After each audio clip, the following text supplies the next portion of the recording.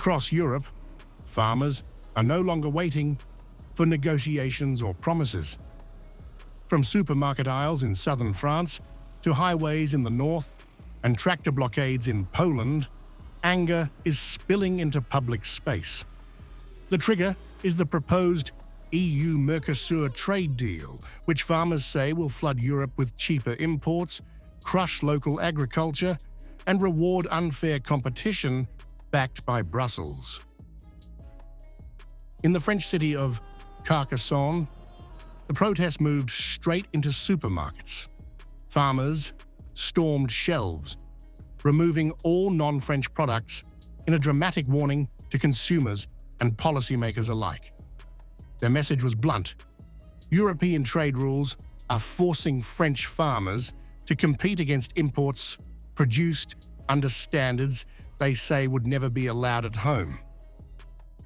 We are removing all products that aren't French from the shelves.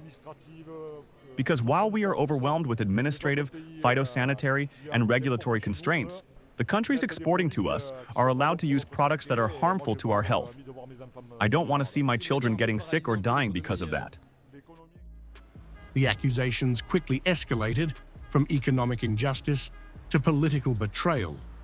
Farmers directly accused decision-makers in Paris and Brussels of protecting free trade ideology over public health, fairness, and national food security.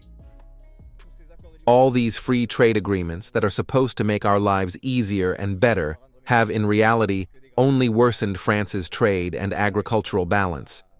Today, both are negative, which is historically unprecedented. At this point, free trade agreements have gone too far. We simply can't continue with such an unequal agricultural system. What we are asking for is fairness. It's either bad faith, incompetence, or corruption, but it certainly isn't logic, common sense, solidarity, or integrity. In northern France, the anger turned confrontational.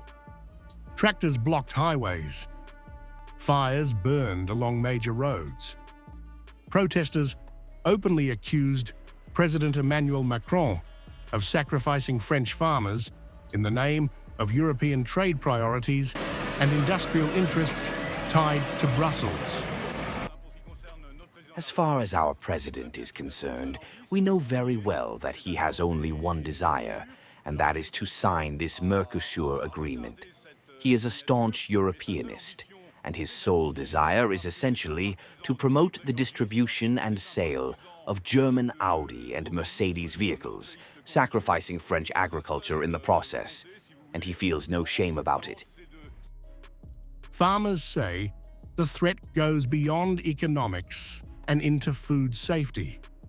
They argue that imports from South America, Ukraine, and elsewhere are produced using pesticides and chemicals banned in France, yet are still allowed onto European shelves because they are cheaper. It's as if French workers were being asked to work for half their wages. That's the reality.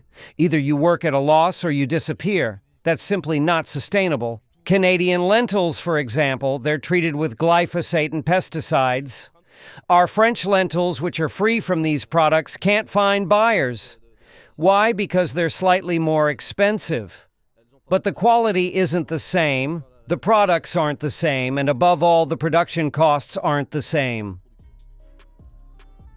The revolt is no longer confined to France. In Poland, farmers rolled out tractors nationwide, rejecting what they call endless trade agreements imposed without regard for survival on the ground. Together, the protests signal a widening European backlash against Brussels' trade agenda and the EU-Mercosur deal, which still awaits approval but is already igniting unrest across the continent. We want this agreement to fail because we already have enough agreements. The influx of agri-food products is enormous, and the costs we incur on the farm due to the Green Deal and climate policy are enormous, and we simply can't afford them.